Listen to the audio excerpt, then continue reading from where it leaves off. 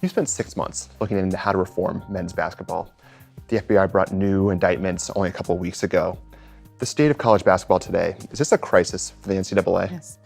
I do think that this is a crisis for the NCAA, and not just the FBI probe and the legal issues, which probably heightened people's recognition. But I think for a long time, there have been significant problems in college basketball, problems with academic integrity, problems with the non-scholastic summer basketball, which feeds into the collegiate space, problems with too many people who look the other way. I can't tell you how many times we heard in the commission, well, everybody knew that was going on.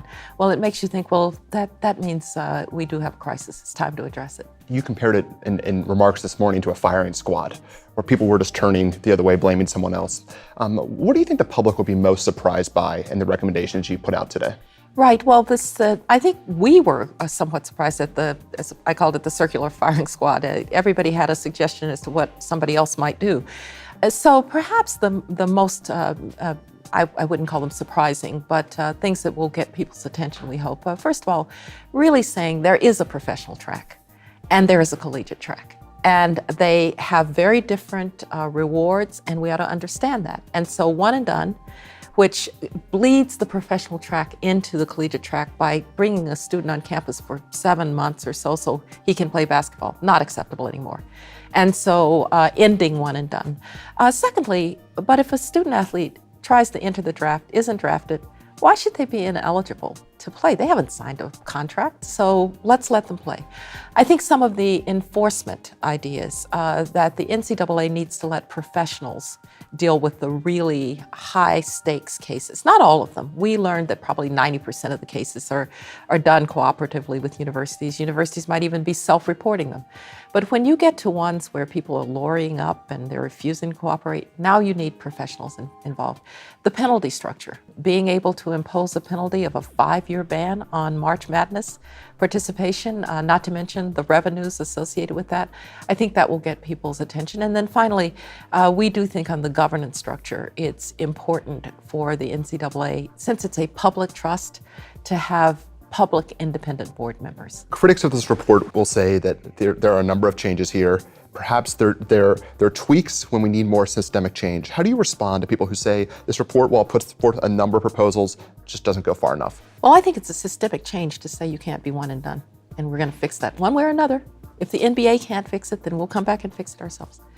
I think it's a systemic change to focus more on the choices that the athlete has.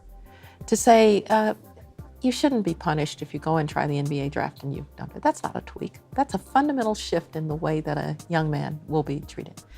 I think it's a fundamental shift for the NCAA to turn over major investment cases to an independent and professional organization so that cases don't drag out forever and then get no resolution. I think it's a fundamental change to say that non-scholastic basketball, you've got to have transparency, including from the apparel companies. And I think it's going to be a fundamental change for the NCAA to have independent directors because it is a public trust. And now I've been associated with corporate entities, university, nonprofits. Big entities that have the public trust have outsiders who come in with different perspective and who are able to think independently.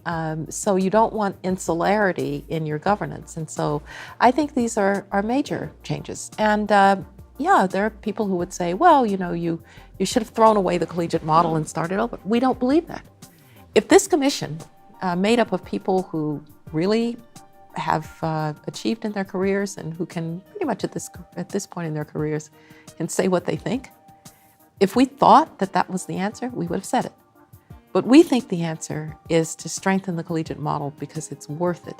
And it's actually better to have a professional track where a young man who's good enough to do it can go and do that, and a collegiate track that really focuses on the college degree.